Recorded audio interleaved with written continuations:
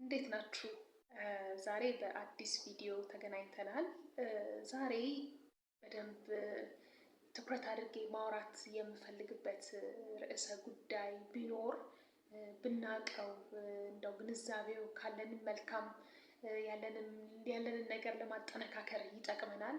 ከሌለንም ዴይሊ አክቲቪቲያችን ላይ እነዚህን አሁን የምንነጋገርባቸውን ነገሮች ካስተዋልን እንድናሻሽላቸው የሚረዳን ሀሳብ ነው እና በደንብ እስከ መጨረሻው ብታዩት ይጠቅማችኋል ብዬ አስባለሁኝ።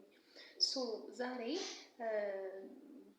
ባለመረዳት ኦር ግንዛቤው ሳይኖረን ቀርቶ በቀን በቀን ከምናደርጋቸው ነገሮች መካከል ምን አይነት ሁኔታዎች ምን አይነት ነገሮች ለጭንቀት እና ለድባቴ ሊዳርጉን ይችላሉ የሚለውን ነገር እንድንመለከት ወደድኩኝ።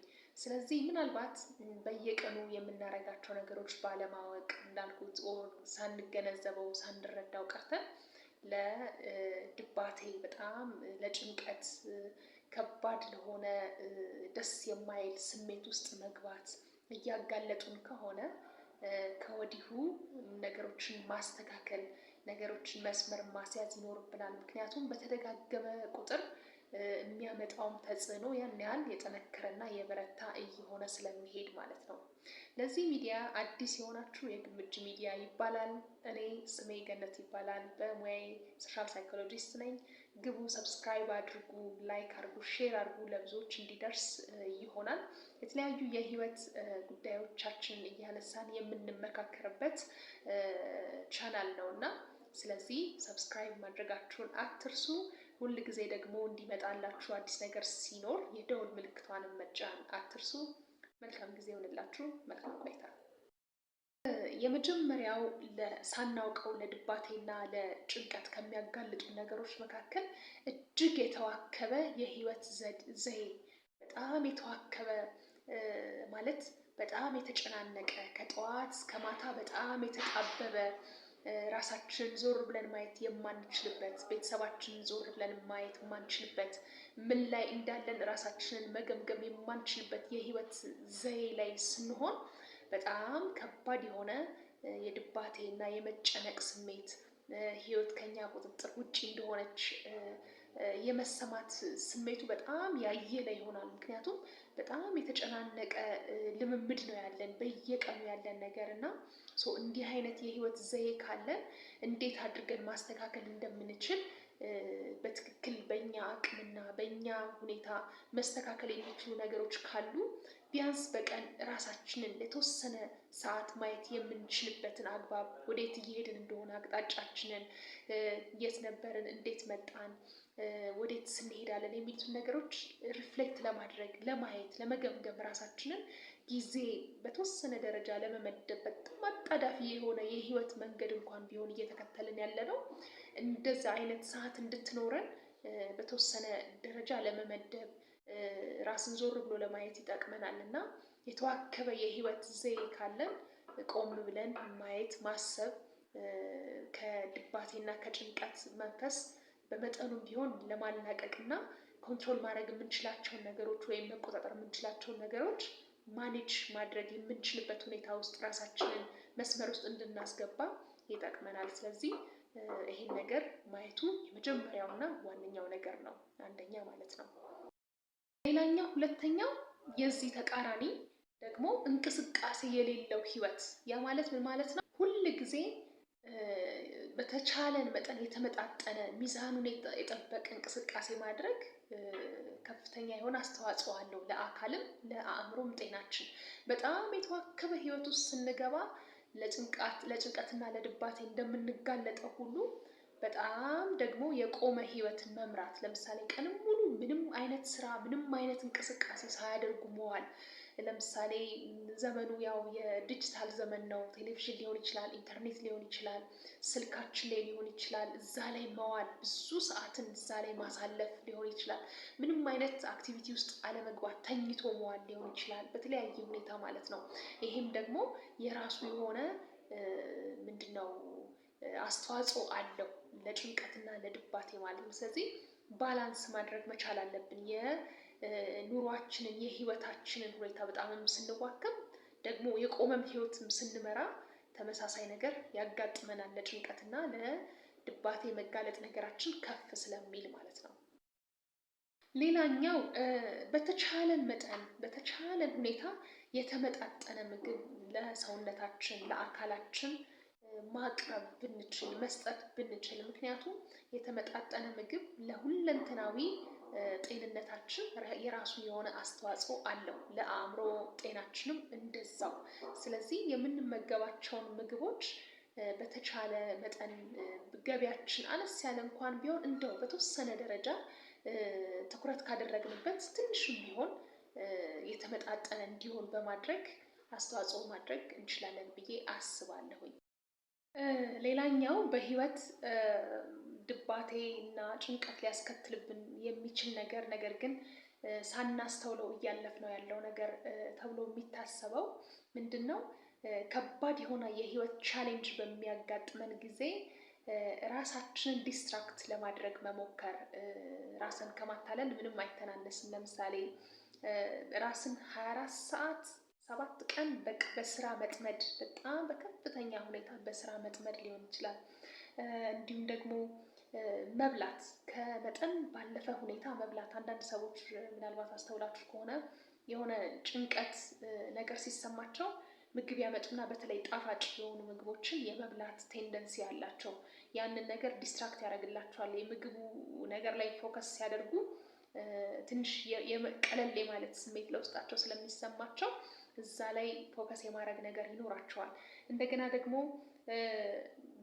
ሶልቭ ለማድረግ ባለመሞከር፣ እንዲሁም ደግሞ ትክክለኛውን ሶሉሽን ከመፈለግ ይልቅ በቃ በተቻለ ኢግኖር ለማድረግ በመሞከር በመተው ነገሩን ትክክለኛ መፍትሄ ሊፈለግለት ሲገባ ባለመሞከር፣ ጥረት ባለማድረግ፣ እንዲሁም ደግሞ በተለያዩ ቴክኖሎጂ ቤዝድ ነገሮች በስልክ በፊልም ሊሆን ይችላል፣ በጌም ሊሆን ይችላል፣ እዛ ላይ ራሳችንን በመጠመድ እና ያንን ያለንበትን ሲቹዌሽን እንድንረሳ ለማድረግ ጥረት በማድረግ እንደዛ አይነት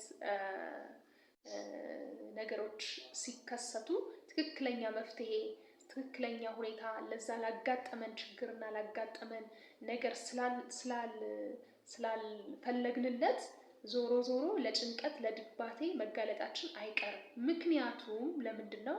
ትክክለኛ የሆነ ሶሉሽን እንዳላገኘን ኦር ትክክለኛ መስመር ላይ እንዳልሆንን ባይ ዲፎልት ጭንቅላታችን ያውቃል። ለተወሰነ ጊዜ ምናልባት ልናደነዘው እንችል ይሆናል፣ ልናረሳሳው እንችል ሊሆን ይችላል። እነዚህ ነገሮችን በማድረግ ሆኖ ትክክለኛ መፍትሄ እስካልተፈለገ ድረስ ዞሮ ዞሮ ከእውነታው ጋራ መጋፈጣችን አይቀርም። ስለዚህ በዚህም ለድባቴ ለጭንቀት እንጋለጣለን። ስለዚህ ችግር ሲመጣ ትክክለኛውን መፍትሄ ለማግኘት ጥረት ማድረግ ነው። ራሳችንን ከማታለል ዲስትራክት ለማድረግ ራሳችንን ከዛ ነገር ላይ ትኩረቱን ለመውሰድ ከመጣር ይልቅ በትክክል አትኩረን በትክክል ለገጠመን ችግር ትክክለኛ መፍትሄ ለማግኘት ነው ጥረት ማድረግ ያለብን። ስለዚህ እነዚህም ነገሮች ጭንቀት የማስከተል ነገር አላቸው ማለት ነው በባህሪያቸው። ኛው ለድባቴና ለጭንቀት ከሚዳርጉ ነገሮች መካከል እኛ ግን ብዙም ላናስተውለው ከምንችለው ነገሮች መካከል ራስን መጣል፣ ራስን መተው፣ በእንቅልፍ ሊሆን ይችላል፣ በእረፍት ሊሆን ይችላል፣ በአመጋገብ ሊሆን ይችላል፣ በአለባበስ ሊሆን ይችላል፣ በንጽህና ሊሆን ይችላል። በተለያዩ ነገሮች ራሳችንን ኮምፕሊትሊ መተው ሌላ ሰው እስከምንመስል ድረስ ማለት ነው። ይሄ በራሱ ትልቅ የሆነ የስሜት መበላሸትን ያመጣል። ከዛም አልፎ ተርፎ ለድባቴ የመጋለጥ ነገር ለጭንቀት የመጋለጥ ነገር ይዳርገናል። እስኪ ራሳችሁን እንኳን በትንሽ ነገር ይዩት።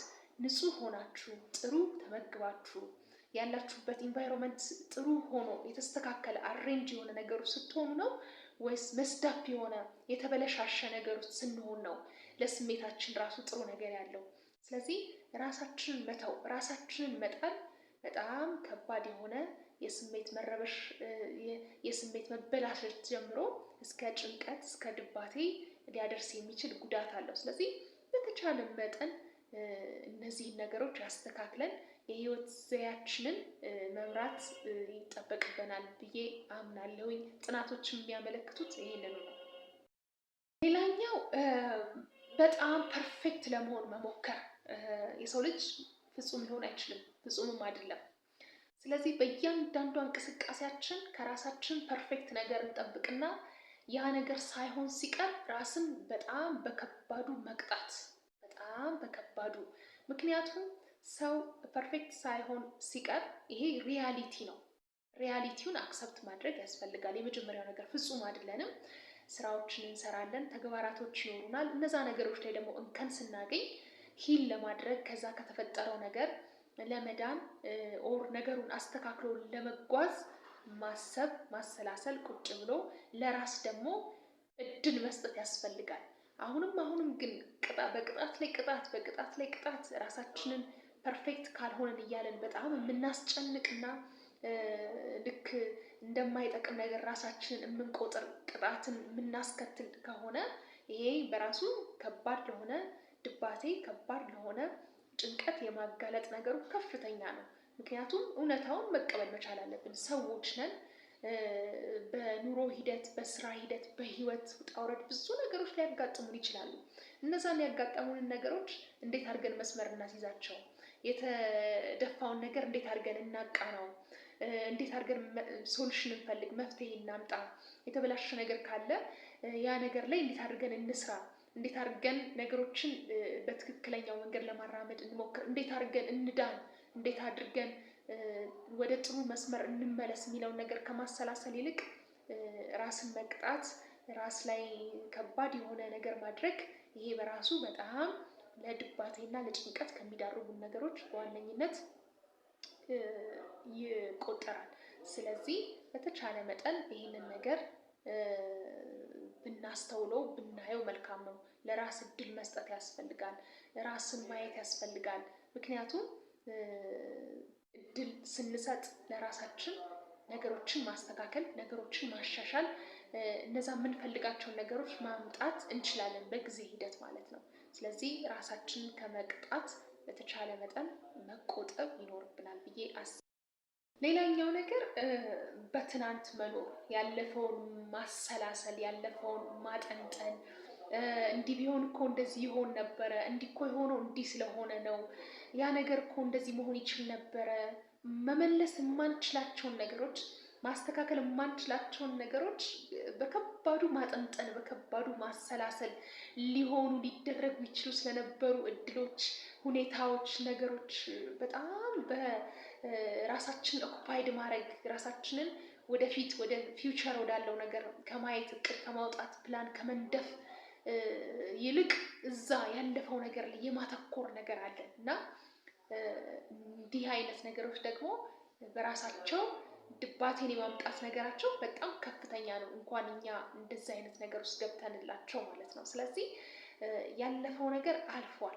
አሁን ላይ ምን ላድርግ፣ ለነገ እንዴት አድርጌ ልዘጋጅ የሚለው ነገር ላይ ሞር ፎከስ ብናደርግ ይመከራል። ምክንያቱም ያለፈው አልፏል።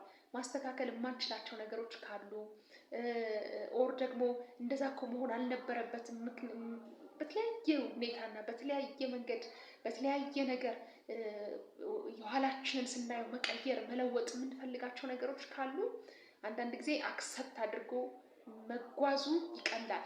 የሆነውን አክሰፕት አድርጎ ተቀብሎ ለሚቀጥለው ነገሮች እንዳይደገሙ ምናልባት እዛ ጋር ያሉ ነገሮች ደስ የማያሰኙ ነገሮች ካሉ ላለመድገም ጥረት ማድረግ ኦር መማር ሊሆን ይችላል። ካለፈው ነገር ወደኋላ ዞር ብሎ ስናየው ስንመለከተው ኦር ደግሞ ያለውን ነገር አክሰፕት አድርጎ መጓዝ። ነገ እንዴት ይሁን ለነገ መሻሻል መሮጥ ነው የሚኖርብን።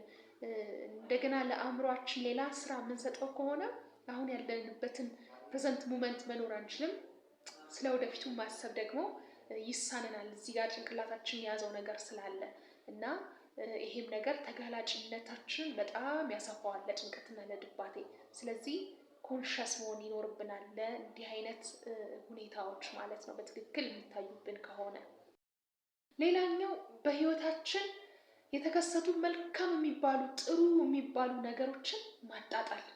የሆነ ነገር አድርገን ከሆነ ማንም ሰው ሊያደርገው ይችላል። ይሄንን እኮ ምን አዲስ ነገር አለው ማለት ሰዎች የሰራነውን ነገር አድንቀው ሲመለከቱልን እና አፕሪሼት ሲያደርጉን አለመቀበል፣ በቃ በጣም ማጣጣል፣ ቀለል ማድረግ ነገሮችን ማለት የሰራነው ነገር ጥሩ ሆኖ ሳለ የሚያበረታታ ሊሆን የሚችል ሆኖ ሳለ ሰዎች ፊት ሲቀርብ መልካም ሆኖ ነገር ሳለ እኛ ግን በልኩ የሚገባውን ቫልዩ አለመስጠት፣ ዋጋ አለመስጠት፣ ማቅለል ልክ እንደሆነ በቀላሉ ሊሆን እንደሚችል አይነት ነገር በከባዱ እኮ ሰርተነዋል፣ በከባዱ ፕሮሰስ ውስጥ አልፈንበታል። ግን መጨረሻ ላይ ያለውን ነገር ቀለል አድርገን ማየት ማለት ደስተኛ መሆን ስንችል ባደረግነው ነገር አቺቭ ባደረግነው ነገር ባሳካነው ነገር በሆነልን ነገር ደስተኛ መሆን ሲገባ ማንም ሊያደርገው ይችላል፣ ሊሆን ይችላል፣ ሊሳካ ይችላል እያሉ ማቅለል ነገሮችን ያ ደስተኝነት ሲገባን ደስታ ከሚባለው መንፈስና ደስታ ከሚባለው ስሜት ያርቀናል።